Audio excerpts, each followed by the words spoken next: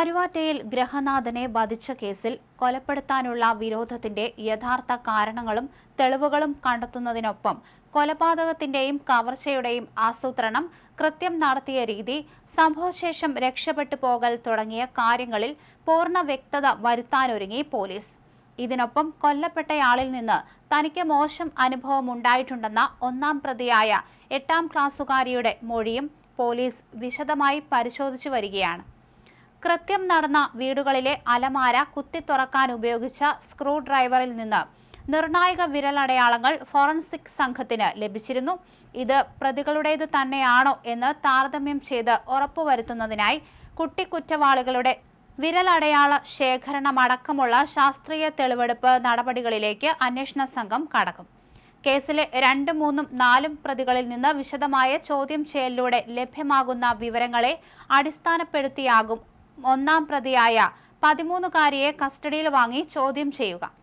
കുട്ടികളുടെ മൊഴികളിലെ പരസ്പര വിരുദ്ധത മാറ്റിയെടുക്കാനും കൃത്യത്തിലെ പങ്കാളിത്തം കൃത്യമായി വേർതിരിച്ചറിയാനും ഇത് ആവശ്യമാണെന്ന് അന്വേഷണ ഉദ്യോഗസ്ഥർ വ്യക്തമാക്കുന്നുണ്ട്.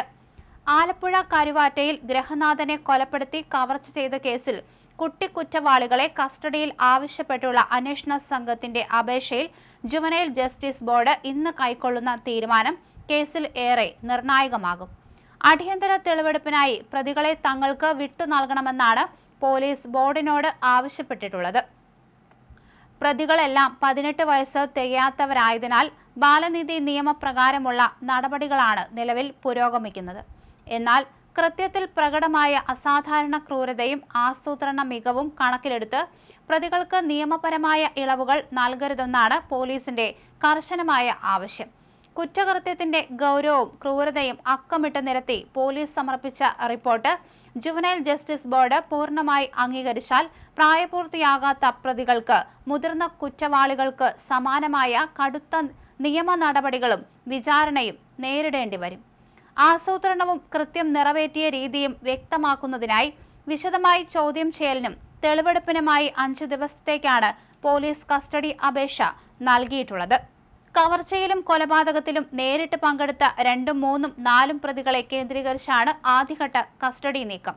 കൊല്ലപ്പെട്ടയാളുടെ ചെറുമകളായ 8ാം ക്ലാസ്സുകാരി തന്റെ കാമുകന് കൊട്ടേഷൻ നൽകിയാണ് സ്വന്തം വീട്ടിൽ കവർച്ചയ്ക്കും കൊലപാതകത്തിനും വഴിയൊരുക്കിയത്. +2 വിദ്യാർത്ഥിയായ കാമുകനും ഇവരുടെ സുഹൃത്തുക്കളായ മറ്റു 2 17കാരുമാണ് കേസിലെ മറ്റു പ്രതികൾ. നാടിനെ നടുക്കിയ കൊലപാതകവും കവർച്ചയും മുൻകൂട്ടി തയ്യാറാക്കിയ പദ്ധതി പ്രകാരമാണ് പ്രതികൾ നടപ്പിലാക്കിയത്. രാത്രി വീടിനുള്ളിൽ കടന്നുകയറി ഗൃഹനാഥനെ ആക്രമിച്ചു കൊലപ്പെടുത്തിയ ശേഷം അലമാര തകർത്ത് പണവും സ്വർണവും കവരുകയായിരുന്നു. കൊല്ലപ്പെട്ടയാളിൽ നിന്ന് മുൻപ് തനിക്ക് ദുരനുഭവമുണ്ടായിട്ടുണ്ടെന്നാണ് പെൺകുട്ടി പോലീസിന് നൽകിയ പ്രാഥമിക മൊഴി. എന്നാൽ ഈ മൊഴി കുറ്റകൃത്യത്തെ ന്യായീകരിക്കാൻ വേണ്ടി നിർമ്മിച്ചതാണോ അതോ വസ്തുതാപരമായ കാര്യങ്ങളുണ്ടോ എന്ന് കുടുംബാംഗങ്ങളിൽ നിന്നും ബന്ധുക്കളിൽ നിന്നും വിവരങ്ങൾ ശേഖരിച്ച് പോലീസ് ഉറപ്പുവരുത്തും. വ്യക്തിവൈരാഗ്യത്തിന് പുറമെ സാമ്പത്തിക ലാഭം ലക്ഷ്യമിട്ടാണോ കവർച്ച ആസൂത്രണം ചെയ്തതെന്നും പോലീസ് അന്വേഷിക്കുന്നുണ്ട്. കവർച്ച ചെയ്ത സ്വർണവും പണവും എവിടെയെങ്കിലും ഒളിപ്പിച്ചിട്ടുണ്ടോ എന്നും ആർക്കെങ്കിലും കൈമാറിയിട്ടുണ്ടോ എന്നും പ്രതികളിൽ നിന്ന് കണ്ടെത്തേണ്ടതുണ്ട്.